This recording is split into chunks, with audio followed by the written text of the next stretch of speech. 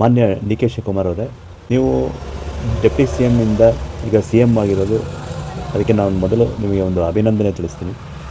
ಈಗ ನಮ್ಮ ಕರ್ನಾಟಕ ರಾಜ್ಯದ ಘನವೆತ್ತ ಮುಖ್ಯಮಂತ್ರಿಗಳ ಸ್ಥಾನವನ್ನು ಅಲಂಕರಿಸಿದ್ದಾರೆ.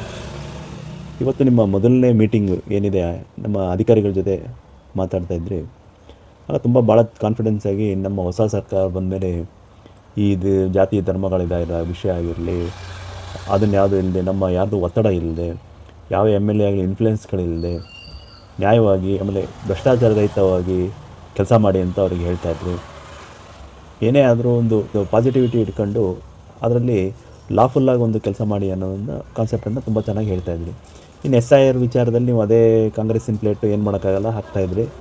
ಏನೋ ಮತದಾರರಿಗೆ ಇದಾಗತ್ತೆ, ಹಾಗಾಗತ್ತೆ, ಎಲ್ಲದಕ್ಕೂ ಸಹಕರಿಸ್ಬೇಕು, ಎಲ್ಲರೂ ಅವ್ರವರು ಕೆಲಸ ಮಾಡಬೇಕು ಅಂತ ಹೇಳ್ತಾಯಿದ್ರಿ. ಭಾರಿ ಒಳ್ಳೆ ಕೆಲಸ, ಎಲ್ಲದು ಹಕ್ಕು ಉಳಿಲಿ, ವೋಟಿಂಗ್ ಹಕ್ಕು ಉಳಿಲಿ.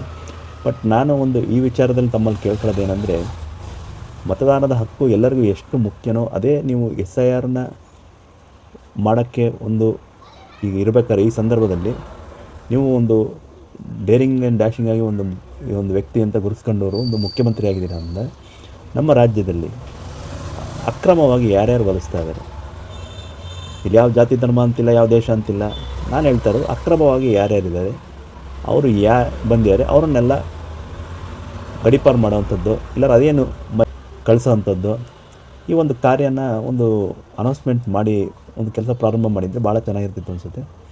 ಇನ್ನು ಈಗಲೂ ಕಾಲ ಮಿಂಚಿಲ್ಲ. ಮೊದಲನೇ ಇದರಲ್ಲೇನು ಆದಷ್ಟು SIRಲ್ಲಿ ಜನಗಳ ಸಂಖ್ಯೆ 60 ಲಕ್ಷ 70 ಲಕ್ಷ ಅಂತ ಪ್ರತಿ ರಾಜ್ಯದಲ್ಲಾಗತ್ತೆ ಅನ್ನೋಕ್ಕಿಂತ ಇಲ್ಲಿರೋ ಅಕ್ರಮವಾಗಿ ನೆಲೆಸಿರೋಂಥ ಒಂದು ಬೇರೆ ದೇಶದ ಒಂದು ವ್ಯಕ್ತಿಗಳನ್ನು ಓಡಿಸೋವಂಥ ಕೆಲಸ ಮಾಡಬೇಕಾಗಿ ಈ ಮೂಲಕ ಕೇಳ್ಕೊತೀನಿ. ಈ ಶೀಲ್ ಆದಷ್ಟು ಮುಖ್ಯಮಂತ್ರಿಗಳ ತನಕ ತಲುಪುವಂಥಂಗೆ ಶೇರ್ ಮಾಡಿ. ಧನ್ಯವಾದಗಳು.